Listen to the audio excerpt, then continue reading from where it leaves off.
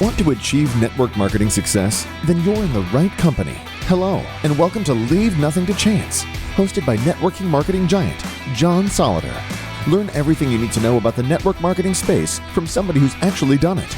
Join us every week for front row seats as we feature some of the finest and most successful personalities in network marketing. Leave nothing to chance. Join us now. This is a first on the Leaving Nothing to Chance podcast, and this is a group of extremely talented, successful network marketers, career network marketers, people who've been in the industry for not only a long time, but have had success in some cases at multiple companies, in some cases at one company. They're all well-traveled. They're people who are extremely well-respected within their companies, as well as within the industry. So I'm just going to go around and introduce our panel. Arlene, why don't we start with you, Arlene Lowy in beautiful Pittsburgh, Pennsylvania. Hi, how are you? Hi, everyone. I'm glad to be on today. I've been in the industry 45 years. I've been with one of my companies for the last 27 years. My anniversary is this week. So what is your question, Johnny? Well, not yet. I'm just going to introduce everybody. So 45 years, and we'll stay to ladies first for a second, Joe. Karen Ford down in wonderful Virginia. Thank you for having me on. I'm very excited to be here. As you know, you're one of my heroes. You have been for almost 30 years. I've started in this industry to make a difference for my own self as a single mom. Been here now for almost 30 years, made millions of dollars. I actually thought I would start to look at retirement possibly, but I'm having so much fun. I decided, I think this is kind of my blood. This is what fuels me every day. And so just made a decision to work, with relaxed intensity more so, still get to travel some, but love what I do, love changing people's lives. And I can hope that I can bless people every day, and I'll continue to do that as long as I have breath. Right. Well, thank you, Karen. Thanks for being here. And finally, last but not least, the other gentleman on the call, Mr. Joe Garcia, up in beautiful, wonderful Toronto, Canada. I miss living in Ontario, Joe. As you know, I had a home up there for a long time. But anyway, Joe, welcome to the call. Thank you, John. It's actually an honor and a privilege to be here with these two beautiful women. So I'm very grateful, ladies. And you guys are awesome. You guys are awesome. By the way, your podcasts were my favorites, just to let you know. So I got started in the industry June 21st, 1993. I got started in my early 20s. It's all I've ever done as an adult. And certainly the last 21 years with the same company. The first one went bankrupt. So I know what it feels like when a company goes under, but I made the right choice the second time around. So really blessed here, John, to be a part of this. Well, thank you so much, Joe, for being here. And Joe, you're probably the most traveled of everybody here. How many countries have you done business in now? Yeah, a little over 60. It's been a blessing to travel the world with my family, opening up new markets, working with different cultures. I always tell people that, especially within my team and throughout the industry, the best personal development program is traveling within network marketing, because nothing prepares you for that. There's no book, no leadership training, nothing prepares you for traveling. Well, I always follow your Facebook because you're always in interesting places, and that's kind of what we're going to talk about today. But if you add up Arlene and Karen and Joe's experience, that's 103 years. If my math in my head I'm doing is right. If I throw in my almost 39, it's 140 some odd years, which probably makes us in a good position to talk about this particular subject and how this evolved. I was sharing with the panel here a minute ago. One of the executives of my company, he was a young guy. He's a young guy in his early 30s. He said to me a couple of weeks ago, he said, I would love to hear a show, and he believes other executives and obviously people like ourselves that are in leadership positions within companies, we want to talk about events because obviously the world's changed. You certainly know that, people listening to the podcast. I don't need to tell you what's gone on the last 18 months or so. And how has that changed? How have we had to adjust everything from technology to how we deal with people? So my first question is, what major changes have you made to your daily method of operation since the COVID has started? And Arlene, why don't we start with you? It's interesting, Karen. I'm a single mom too. And I became a single mom when my son was 6 months old, and he just turned 37 the other day, and I'm still a single mom. And, it's interesting. From the very beginning, as I was a single mom and I got involved in this industry, you got involved with John at 1994, and I got involved with him probably 25 years prior to that, or whatever, 15 years prior to that. And my story is so similar to yours because as I met John, he said to me, boy, you have tremendous skills, people skills, you have organizational skills, follow through skills. I really like to work with you. Will you follow me? And for some reason, there's something about John and his whole character. When you get to meet him, he's so low key, but at the same time, there's this brilliance and this knowledge that's behind him and this guidance. And I hooked onto him like crazy. And he is my mentor. He is the reason that I am where I am today. There's no doubt about it. Probably the greatest teacher I've ever been with and friend. We talked about the other day how long our friendship has gone. It's amazing. But the reality was at the very beginning as a single mom, I worked out of my house. I honestly did. And I built my business out of my house where people would come to see me and I'd be at the table and I'd be showing the plan and whatever. I didn't travel that much at the very beginning. And I learned to build relationships almost with the knowledge that Zoom was going to come about because we had something called join.me. So when I started working with John out of Canada and we were both in the United States, I built 10,000 people in Canada from Pittsburgh, Pennsylvania. And we used join.me, which was this whole concept of staying in touch, in building relationships. I think there's a combination of things that I'm listening to as I listen to both of you, all of you. We've got a real major issue here. I think hybrid is going to be the new norm. Watch what I say. Hybrid is going to be the new norm. I think Zoom is going to be the way of reaching people internationally, much easier to stay in touch with a company that's in the United States, or keeping people connected and getting more people to the large events. I think Zoom is going to be a reality of how we do business. And then as they phase into people coming together, I'm going to be honest with you, and John knows this about me. I'm more introverted than extroverted. I don't need to hug everybody. I remember years ago when I was working with people, they would not see me, but they'd hear my voice because we didn't have this visual. And they thought I was like 5'7" blonde. They had no idea when I walked in the room, they go, oh my God, that's her. So I learned to stay in touch with people and build relationships. And today I'm no different.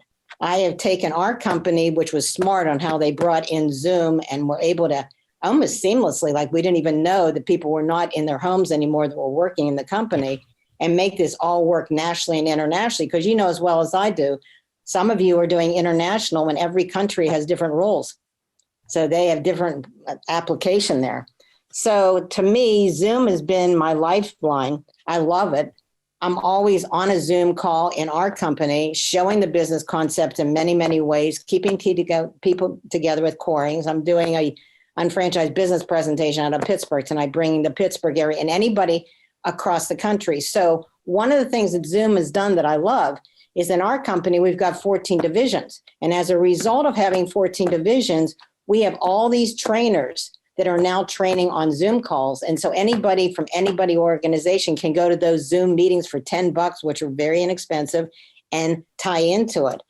You don't have hotel, you don't have airfare. I get more people connected right now that never been connected before. And every time we do a major training with the company, they have a 14-day replay, which allows people to listen to things that couldn't be there on a Thursday or Friday. So for me, I like Zoom. And there will be the time where people are going to start getting together gradually, but they're scared. There's a lot going on inside the brain right now of uncertainty. Like they want to be with people, but they don't know who's going to give them COVID. That's what's going on. And just like John said, I wanted to go to the Coliseum to watch the football game, but then I went, And that's why that meeting had 150 people the other day instead of 1,000. People want to be there, but they're still not comfortable yet. I don't know when that's going to come about. So that's all I wanted to share. Great. Joe, same question. So how has it changed? And your business is so international. I know you've always had to use technology, obviously, with all the markets and time zones. But how's it changed in the last 18 months? And what are you doing to forward your business, via technology during this time period? I think I've always been the leader. If you've looked over my 28 years, John, there's been many changes in how we do the business, or how we reach out to people, how we communicate. And, in the early 90s, we had to dial into a phone number to get our information, right? Through, and then the fax broadcast came out. We thought the fax was just the most incredible technology ever. And then as we transitioned over, emailing started to become the number one communication. So I've always been that person leading the charge, using as much of the new technology as possible and be one of the first. For example, in marketing, before it was called spam, I was emailing millions of emails out. I was one of the first to use Google AdWords. So as leaders, we've got to consistently be on the front of that change. And be adaptable. I know there's a lot of people in our industry that are not comfortable with that, but I've always been that person that was very adaptable, that allowed me to, explode a business much faster than most people because they were still doing techniques that weren't necessarily working. And if you look at the last year or 2 years, what worked 6 months ago with a lot of stuff is not working now. Yeah. And then, you start to see in the coaching industry where those people are coaching people on reaching out methods and other ways of building the business. And those things are not even working now. Right. That's how fast things are moving. The next 10 years, it's going to be even faster. Yeah. So with the pandemic, all it's done is sped up the way that we do business. Who knows, a year from now, maybe something else than Zoom. It may involve more AI technology. So we've got to be very adaptable or else we're going to be left behind. Right. Left behind. For example, I'll give you a good example. I've been mobile technology is where it's at the next 5 years. 99% of the companies in this industry are well behind in mobile technology. Some have created apps, which are pretty good, but so I've been bothering our management team. We got to get on this mobile technology because in the next 5 years, that's all we're going to have. If you go internationally, if you go to China, you go to Latin America, you go to India, nobody uses laptops or computers. It's all their phones. That's how they're getting online. Interesting. So to answer your question, nothing's really changed for me. I may be using more virtual now than ever before, but nothing has really changed for me. Joe, is there any new technology that you see that any of you or any of your team are using beyond Zoom? Is there something else out there now that folks are starting to adapt? Yeah, if you look at countries like China and throughout Asia, they're using a lot of app technology to connect with people. If you look at the WeChat platform, they've added incredible amounts of technology there compared to a couple of years ago. So in terms of the marketing end of it, I've seen a lot of changes in the last year or so. Interesting. Great. And Karen, how about on your end? What's happened? How's things changed in your business over this last period of time? And what are you applying going forward? Because I know, once again, you're having great growth. What are you doing? You know what? I'm a little different than Arlene. I love meetings. I love meetings because I am a huggy kind of person. I love to be able to get in front of people, not necessarily like Joe, on stage, but I build very strong relationships that I feel like and I'll probably learn that from you. But I build strong relationships with the team. And so for me, I miss my meetings a lot because I was somewhere every month. And to be able to still build a business and using Zoom, and that's what we always use is just Zoom right now. But, just thinking about last week, we had 116 people come in that we did on Zoom. They were brand new people coming over, and we did it within 24 hours. And we couldn't have done that. How many of those people maybe couldn't have came into a meeting or been willing to fly into a meeting? But because of Zoom, you just have to be able to be willing to change, leave nothing to chance, right?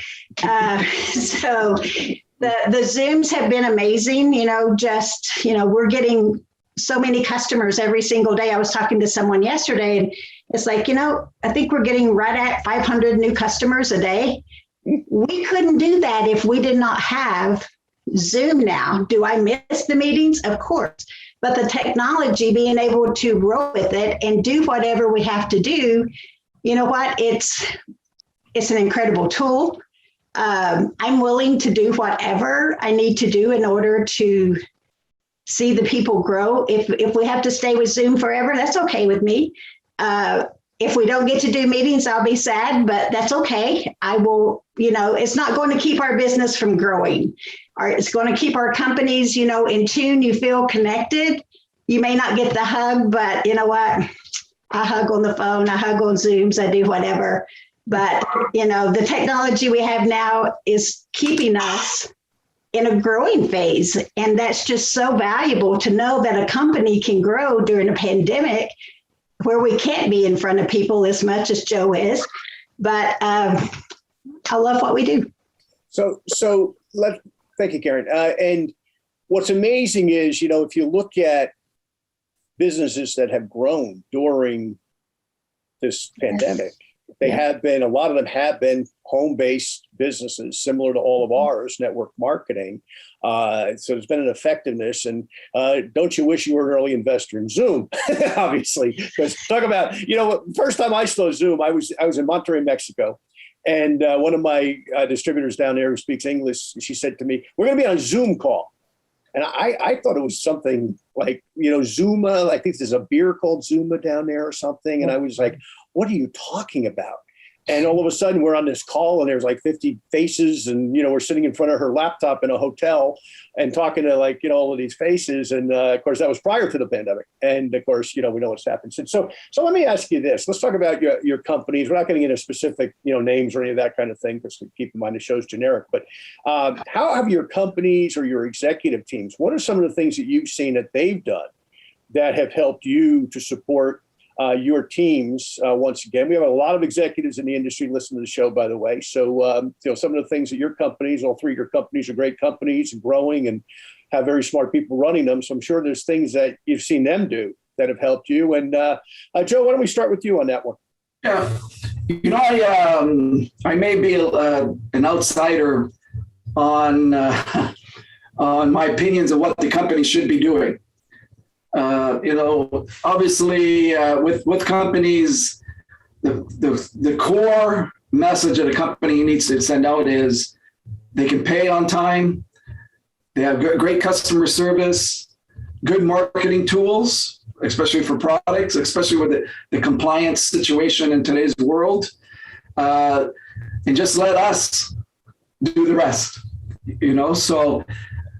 So with regards to my company, they've spent a lot of money in compliance and bringing out tools that people can use on Facebook and social media platforms. So it becomes duplicatable. Very, very important with that. And you're going to start to see more and more of that. It's become worse in the pandemic, where especially the U.S. government is really focused on taking down these messages that you see on social media in terms of claims. So from a company perspective, those are the areas that they've done really well in moving forward. Myself personally, I've always used technology to advance the team. For example, I've got an international global training site, which I've had since 2001 online, because repetition's a mother skill. I would recommend all leaders in this industry, if you have a team, you got to put your trainings online on a platform where your people can get access to it. I highly recommend that. I've also have reaching out marketing sites that I make available in multiple languages around the world, from Hindi to Spanish to Portuguese and Russian and Chinese, Korean, Japanese, et cetera, et cetera. So those sites are all duplicated in the same format. That way we have that consistency across all platforms. Wow. Yeah, but the training side is very important for, especially nowadays, because you know as well as I was, John, and back in the 90s, the only way you could get training was either through a videotape, which was cumbersome, or going to an event. So in 2001, the challenge with training is getting it down to 10 levels, 100 levels, 2,000 levels, and everybody getting that access to that information. So I would recommend everyone have that kind of platform available for their team so they can teach your teams. So that way you're not spending the time saying, Joe, how do you recruit? How do you get started? All I do is say, go to that training site. You can find it right there. If you have any questions, call me back. So my time is not spent hours training people. I'm sending them to a tool so they can train. That's how you can build faster teams. Great. Well, and nobody's done it better internationally than you are. But I also, just a couple of minutes here, I wanted to go back to this meeting situation. We all have to look at everything that we do as a tool. We have effective tools. So doing events and meetings, there is no greater tool still today than doing events and meetings. Because why do churches still get involved together? It's because of relationships and growing their local area, and worshiping like-minded people, right? So in the network marketing situation, here in North America, we may be advanced because the industry is still mature, is very mature compared to all the other places in the world. But if you go to Latin America, you go to Asia, you go to places like Russia, events matter. In North America, they still matter. The companies that are constantly doing events over the years are driving through events. They're expanding faster. It's just another tool. But however, in the last 2 years, as you know, we haven't been able to do that. So thank God we have the technology so we can transition. The biggest challenge that I've had is in the emerging markets, where 99% of the business is done through events and meetings. As soon as the pandemic hit, I spent all my resources in teaching the leaders to teach your people on how to have an online system with trainings, et cetera, et cetera. And what would you say the biggest, obviously the biggest challenge is people not being able to get together, but in some of those markets, because I've experienced the same thing you have in that, has there been a remedy? Has there been something in addition to the Zooms that you've come up with? Well, we've got to understand that data rates on cell phones are expensive, okay? Access to Wi-Fi, not everyone has access to Wi-Fi or have internet in their home. And if they do, it's still in some areas of the world very poor. So that brings some challenges there and issues for people that want to build a business. Whereas before the pandemic hit, if they didn't have access online at home, they would go to the local mall, or they would go to a hotel to get access to a Starbucks to get access to Wi-Fi and do their business that way. As soon as the pandemic hit, and the lockdowns, that was not possible. So, and if you look at most network marketing companies globally, their target markets still today are over 40. Majority of people, there's a few companies that have hit under that age. But if you look across the industry, the average age is still well over 40, in a lot of respects. So in that area, the education factor and how to get online, how to use back offices, you have to spend a lot of time on that too. That was another issue. Okay. Not everyone had that education factor online, I don't know how it's changed, but I know I was in India a number of years ago, and everybody used the internet cafe, because you're absolutely right. As you get into some of these markets, it's not as accessible as it is here in North America, certainly. So, correct. Interesting. But keep in mind, I've been to places like Russia where people would travel 50 hours by train just to come meet with me. Wow. And here in North America, they won't even travel 30 minutes just to go to a meeting. They'll make all kinds of excuses, because the hunger in those areas is very large. Yeah. Good point. Karen, what have you guys done? Is there anything corporately that your folks have done that you want to talk about? Yeah, we've actually just, since all of this, we have recently developed a new app that we all can send out so that you can monitor who sees it, who doesn't, how long they were on. We also, in that app that we just put together, it's just our corporate app. But here's what we are able to do. We're able to go in there and record our own trainings on that company app. So we literally have to go nowhere if we don't want to, except to the app, because we have our own personal trainings. We have all of the corporate training. We have the back office training, the systems training, the follow-up training, every single thing that you need. If you need PDFs, it's in there. If you need training, it's in there. If you want to hear a formulator talk, it's in there. You're in there. So it has really made it simple for us. And it's simple. I love it because it's duplicatable. I'm one of these point and click girls. It's like if I have to go into, explaining something for 2 hours when I should have been able to direct that new person would have said, I don't know all that. I can't do that. This way we have the system and the app that we send them to and say, you know what? Here, click here. I say point and click. If you're not being able to point and click, I say you're doing the business wrong. So what I'm taking from that, so the app that your company has, also you can put your personalized stuff in there if you're in leadership. So yes. Your team gets your messaging and the corporate messaging all in one hub. Correct. Wow. Yeah. Okay. Great idea. Is that something your company bought off the shelf, do you know, or is it something that they self-developed? No, they bought it. There's a company that actually sells that system. And I think every network marketing company used them from one time or the other. Right. So, but it works great because, like I said, it's point and click. So it's duplicatable. And I love that when a brand new person doesn't really have to feel like they have to know everything. You simply send that to them, let them forward that to their prospect. And it just makes your job so much easier and increase in business. Great. And Arlene, how about on your end? Anything the company's done or, senior level leadership's done?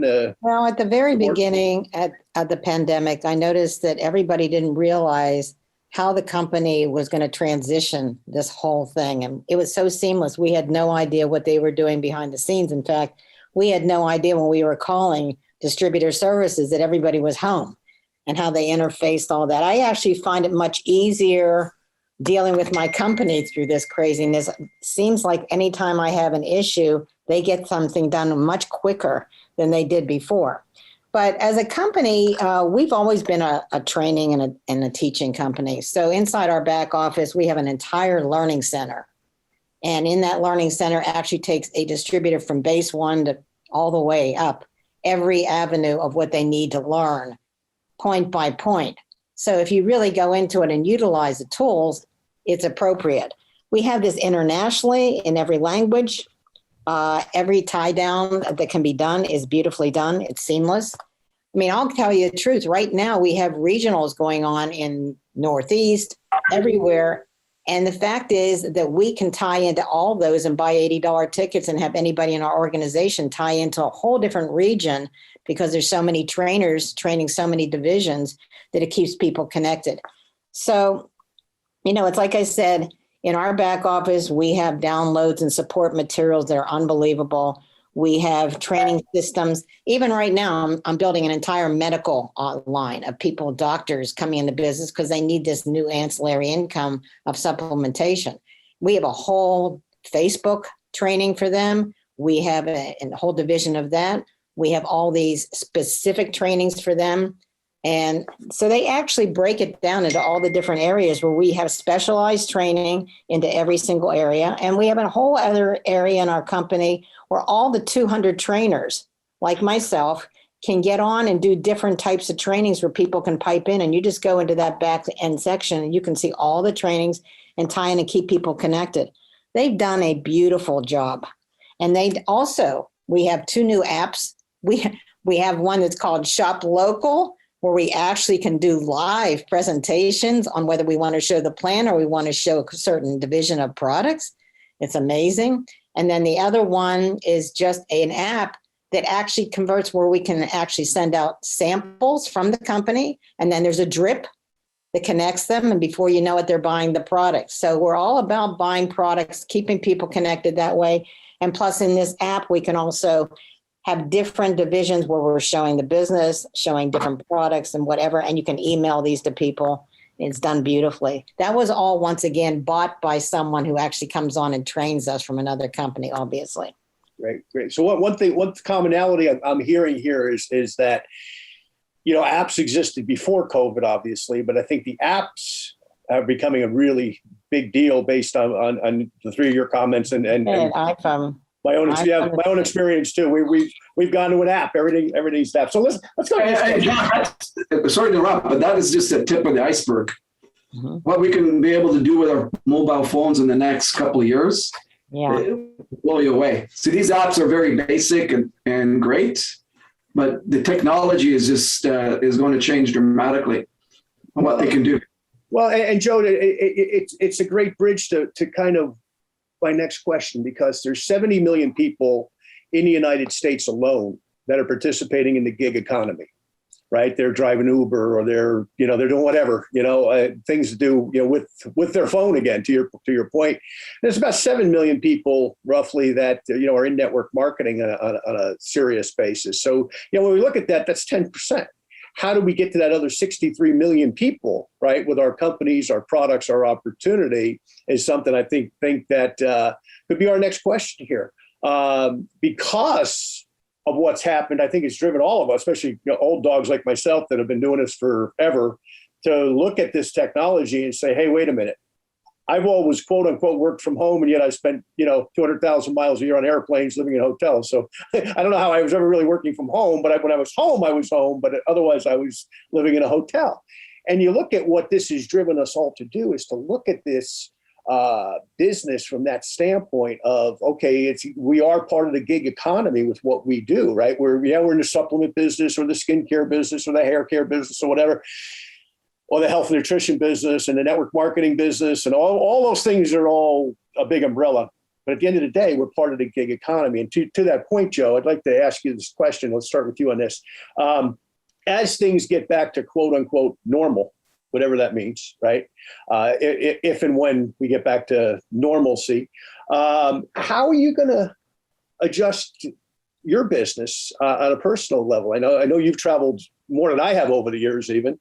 But what are your plans? If tomorrow the government said, hey, Joe, you can go to Vancouver and do a meeting and you can go to Timbuktu and do a meeting, you going to do it? Or how are you going to change your thinking to prepare for that? Well, it's happening now, John. I've not traveled or done an event since the beginning of the pandemic. So as the leader, there's consequences to everything that we do. So I think I sent you an article of a company that had their convention in Las Vegas. They had over 10,000 people, women, show up, and it became a COVID hotspot. And I think now 20 plus of these women have now passed away. So they went from this incredible convention, lots of excitement, to now trying to drown out the voices on Facebook complaining why you're having an event, without the COVID protocols and everything else. So as leaders, that is the worst case scenario. Like that is, I don't know how you'd overcome something like that. Okay. So, there's lots of consequences by our decisions. So right now, what I'm recommending is around the world, we're doing these little events that you can, and they're very strict on their protocols and social distancing and et cetera, because we've got to have a responsibility in leadership. So moving forward, I think I'll probably wait till next year before you see me on the stage anywhere. I'm just taking it day by day, month by month, because things are so fluid right now. And again, we have to be cognizant of the results or the decisions that we make as leaders. God forbid, if I headline an event and it becomes like that event in Las Vegas, like, I don't know how you would deal with something like that. Yeah. Like that is tragic. That is, that's heartbreak. My heart would be broken from something like that, right? So there's so many consequences now. I always tell people, this is an incredible industry. Like you name it, we all have gone through everything in the book. We could write thousands of stories in a book of what we've gone through. But this last year, it's provided us many more new experiences, which we don't have a history on it. You know what I mean? So it's brand new what we should be doing in this area. So I am more cautious than I see a lot of other leaders. So that's where I'm standing right now. But in the next 90 days, I think by early next year, we should see, things starting to move in the right direction. But if you look at countries in Latin America, Asia, Russia it's a mess that's going on right now. So that may take another year for these countries to catch up, So let me ask you another question on that, Joe. So give me your average day, Monday to Friday, not weekends necessarily, but how many Zoom calls roughly per day are you doing? Every day is a weekend for me, John. I tell people, every day is a weekend for me. Yeah. So I am a master of habits. So from the beginning of my career, I've been doing the same thing over and over again. And obviously, technologies have changed in the last 28 years. I'll get up in the morning, I'll work out, an hour of personal development every day. I've been missing day for 28 years. I schedule time for my personal recruiting, my personal reaching out.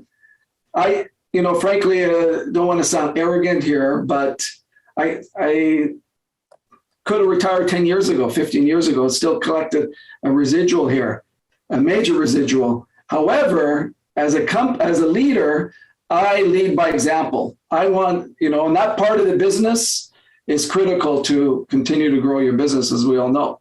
So I have been doing these things, the same scheduling, the times I visualize, the times I do my affirmations. I'm setting that every day for the last 28 years. Because all success is just simple disciplines repeated over time. We've heard that.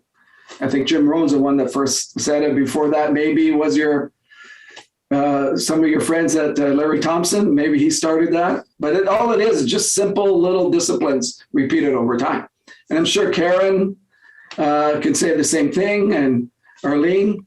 These habits that we have to create on a daily basis. And the greatest habits is you got to share the product, share the business, and you got to teach people to do those two things. Wow.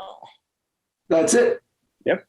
Wow. And those are consistent habits I've done over the last 28 years. Yeah. I think Arlene agrees with you. I'm just like, I'm listening to him and Karen, and I'm just like in another world right now.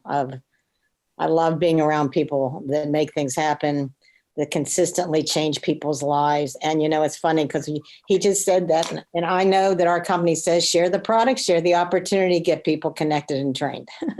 Right. That's been the base. But he said something that's really important. I think all 5 of us, including my cat sitting here, are consistently consistent in what we do in our life. And our patterns are very similar, where we're always doing things constructive to build our own self, build it around our own lives, and take care of ourselves physically, spiritually, and whatever. But I'm also, the most important thing is changing someone else's life. And today we're involved in a pandemic or a plandemic. I haven't figured this one out yet. And the reality of what he just said is, I don't know if this is going to play out a year from now. I don't know when it's going to play out. I'll change with the time that I feel comfortable changing. I'll always lead by example.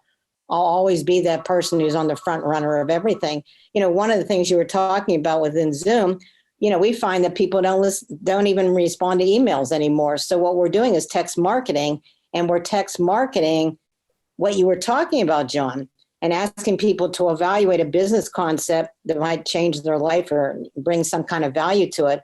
And we're connecting to people because they'll look at the text, they'll read the text, and at the same time respond or not respond.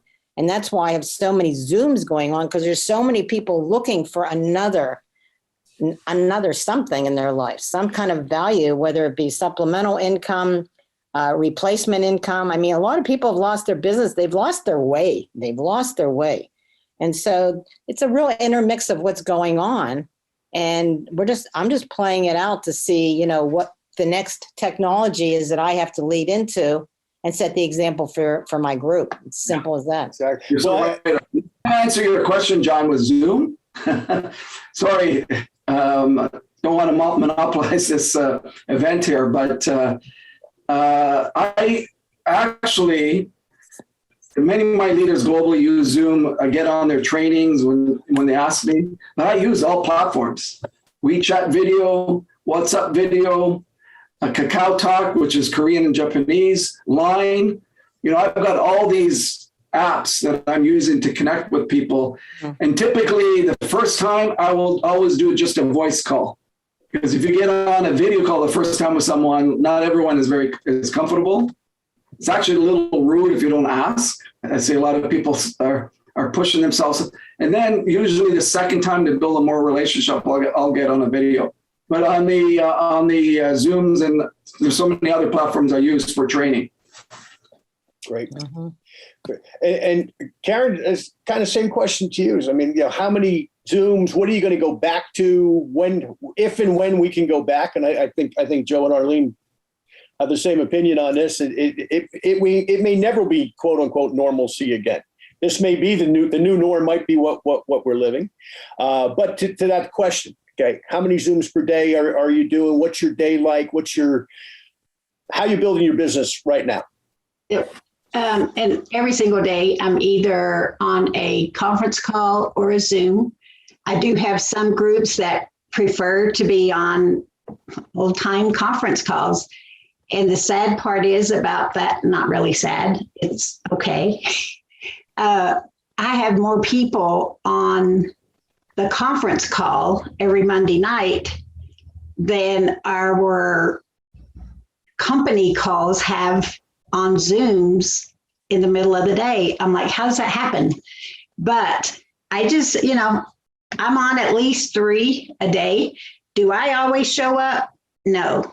I'm kind of like Joe, it's every day's weekend, it's a holiday.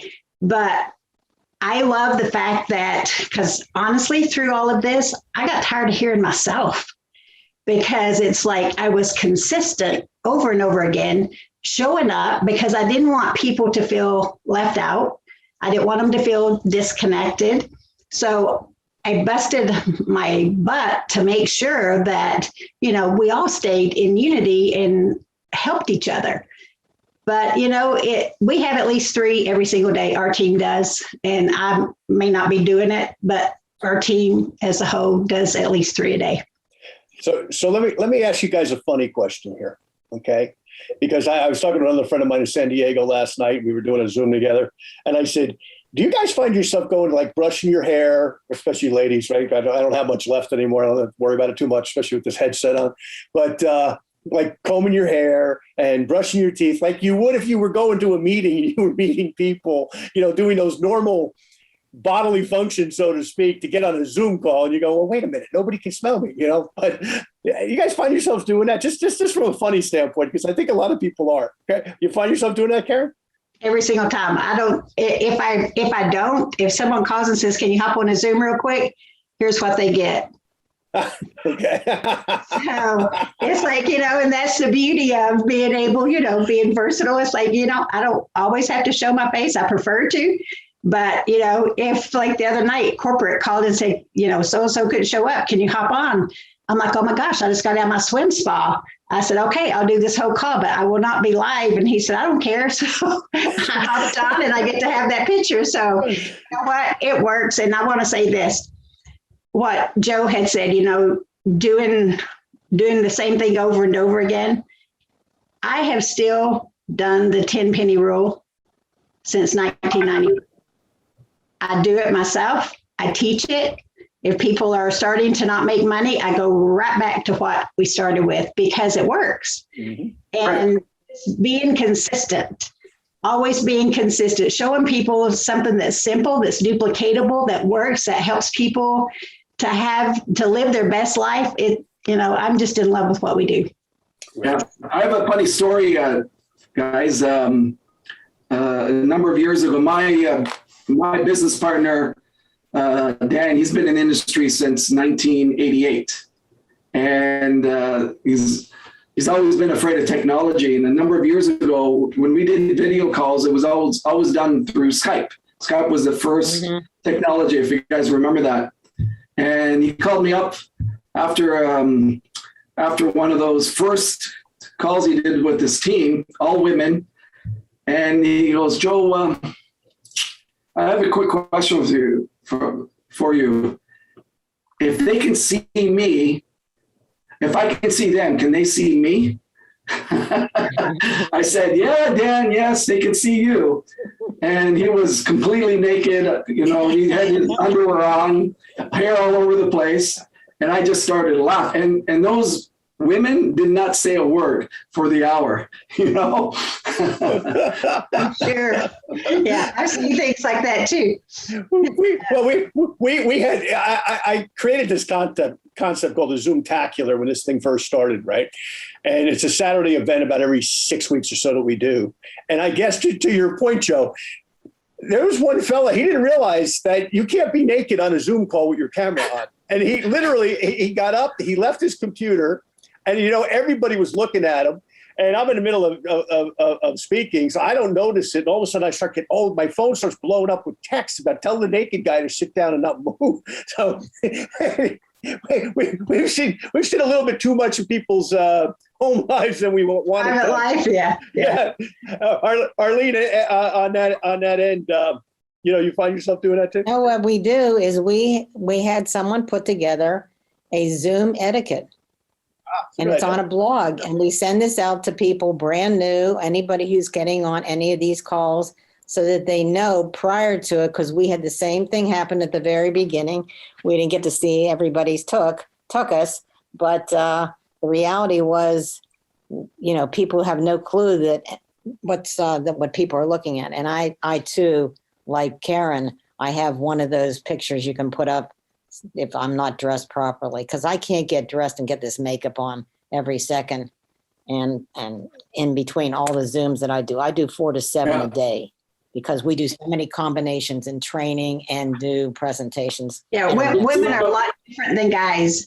We have one of our masters is bald-headed. I said, that is so easy. Can you do a Zoom? Take a washcloth, wash your face, and wash over your head and throw on a T-shirt, and you're done. So, yeah. Well, I've made it easy now because I had these shirts that I made for the. So whenever I do the podcast, I got like 20 of them in the office here, so it's easy. So let me, Karen, I know you. John, I wanted to ask you a question. I could be the interviewer. we hear this new term, Zoom fatigue. And so what do you think about Zoom fatigue? I think like a lot of things, it's a good excuse for people to find a way not to work. Because I'm old school. To your point, you mentioned a lot of things earlier that we've all done. The old days with the fax machines and fax blasts and everything that we've done before that and since that in terms of technology. I just find it to be an excuse to not work. How can you be fatigued at home? Like me, because I'm a gym rat, as you all know. I don't find an excuse like COVID should not have been an excuse for people to gain weight. It should have been an excuse for people to lose weight because you're home, walk around the block, take the dog for a walk, get some exercise. So I just find it to be an excuse. But having said that, I'm always, I've mellowed in my old age, I guess, Joe, to some degree that, I used to take off on people if they say something like that. Now I'm just going, well, listen, whatever, you just be on whatever you can be on. But here, do this. Make sure that you make it count. Like if you're only going to be on one Zoom a day, make sure you got a prospect with you. Make sure that Zoom means something to monetize that Zoom and put money in your account with that new customer or that new distributor, signing up. So that's how I've kind of softened what I really think, which is like, hey, come on, man, this is your business. This is your future. And let me ask this last question. Karen, I know you've got to run. We'll start with you on this. Okay, let me ask the question though. I mentioned a minute ago, the numbers I've been given, I don't know if they're 100% accurate, who knows, right? But 70 million people in the gig economy, right? Doing something, whether they're driving Uber or they're, working for their local restaurant, delivering food, non-Uber or whatever they're doing, participating in this quote unquote gig economy, right? Which relates back to, once again, technology. And there's 7 million people roughly in network marketing as we speak, okay? Which means that leaves this incredible universe of 90% or 63 million people roughly that are looking to support their income, right? To make that extra 500, 1,500, 2,500, whatever it is per month, okay? How are we going to get them? What's your strategy? So Karen, we'll start with you here because I know you got to run. Yep. I actually just started a new group on Facebook, and it features single moms because I'm like, look how many single moms are out there struggling right now, even more so than before. So I personally have just targeted on something that I was extremely passionate about. And I've even changed some things on my profile so that it was help mother moms and dads, single moms and dads be debt free. So, I think you just find where your heart is, and you start focusing on that. And I have literally last week, I got 8 new people reached out to me from that group. Mm-hmm. And so it's just, like I said, you have to find your passion, and whatever your passion is during this pandemic, I say the pandemic doesn't matter if you keep your heart right. And when you really love people and you truly want to change people's lives, I'm telling you, we have no limit, none. And I'm the most blessed human being on planet Earth. I'm glad I was a single mom. I learned so much, and I learned a lot from you, and I thank you for that. Thank you. Thank you, Karen. And Arlene, same question. How are we going to get those 63 million people to look at our great industry and become aware of it? What we're doing right now is I'm taking specific people that have the skills to follow through and work with me consistently. And as I said, we created this text that's really fantastic. I should send it to you, and which I will. And what we do is I have this one gal that had 600 people that she has actually sold custom blending of our makeup line. And she's really talented. And I said, okay, take this text and Monday morning text 5 people. You already have a relationship with them. They're either going to respond that they're looking for something they want to evaluate. Out of 5 people she texted off of her list, 3 people already we booked appointments for to start showing the business concept.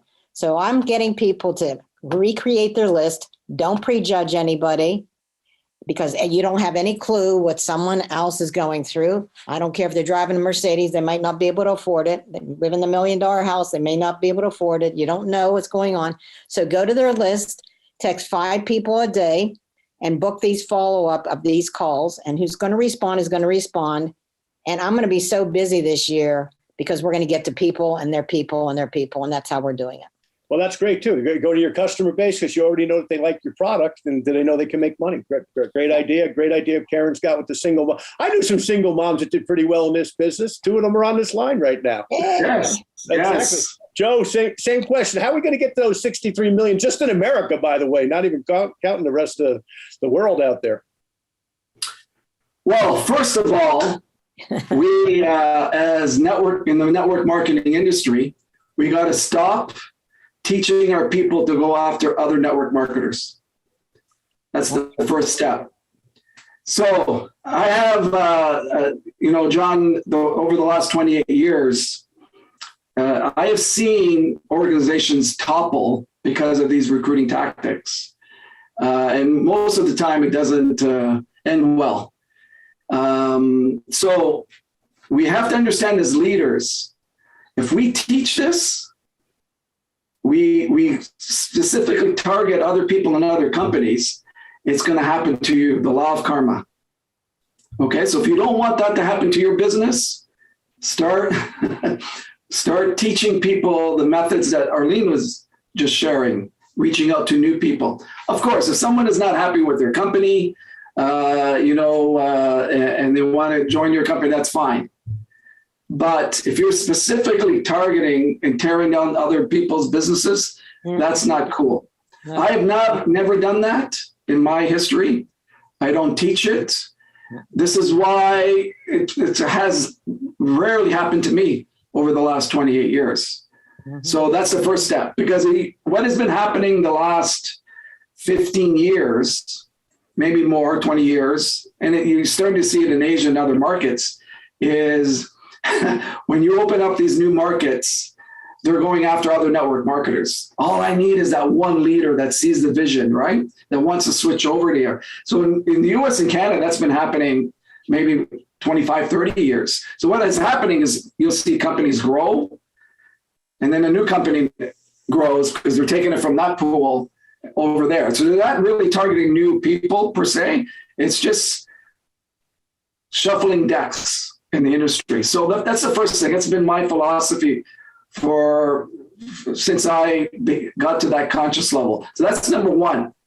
Number two is we don't need to go after those 60 million. It's just going to happen naturally if we continue to teach the right thing.